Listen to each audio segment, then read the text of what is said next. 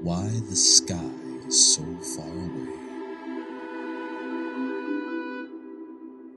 In the beginning, the sky was very close to Earth. In that time, men and women did not have to sow crops and harvest them. Anybody who was hungry just reached up, took a piece of sky, and ate it. It was delicious too. The sky tasted like meat stew, sometimes like roasted corn, and sometimes like ripe pineapple. There was very little to do, but there were always festivals to prepare for. The king of the land was called the Oba, and his court was magnificent. But the sky was growing angry because people were wasteful.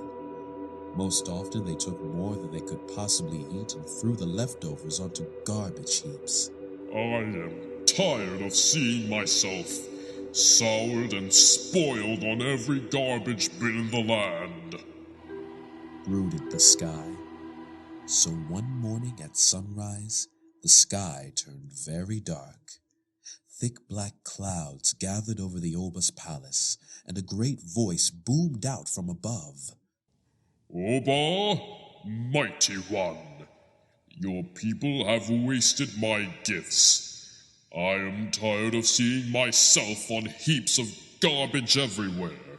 I warn you, do not waste my gifts any longer, or they will no longer be yours.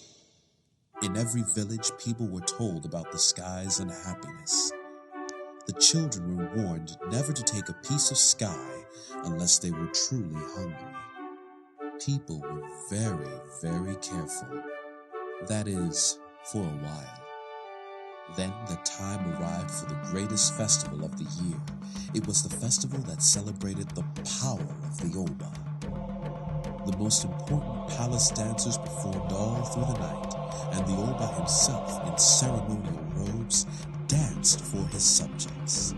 But the Oba knew, though, that with the dancing and merriment, people might forget the sky's warning. So he made sure no one took more sky than he or she absolutely needed. Now, there was a woman in this kingdom who was never satisfied. Adese loved to eat. On the very last night of the celebration, Adese and her husband were invited to the Oba's palace. There they danced and ate well past midnight. How I wish I could relive tonight. The drumming I heard, the riches I saw, the food I ate. She looked up at the sky and, hoping to taste again the food the sky had offered, she took a huge piece to eat. She had only finished 1/3 of it when she could swallow no more. What does it matter? One more piece of sky on a garbage heap, she said finally. Suddenly, the ground shook with thunder.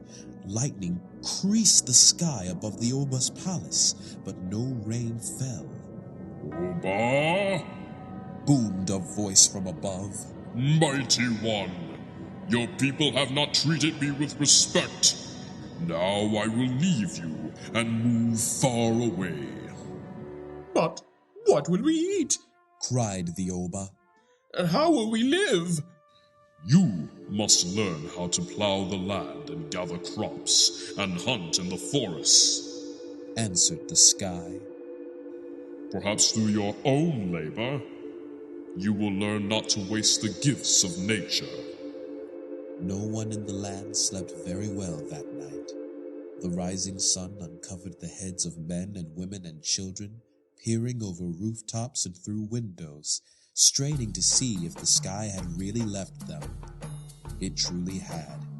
It had sailed upward, far out of their reach. From that day onward, men and women and children had to grow their own food.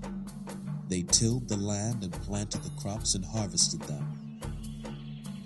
And far above them rested the sky, distant and blue, just as it does today.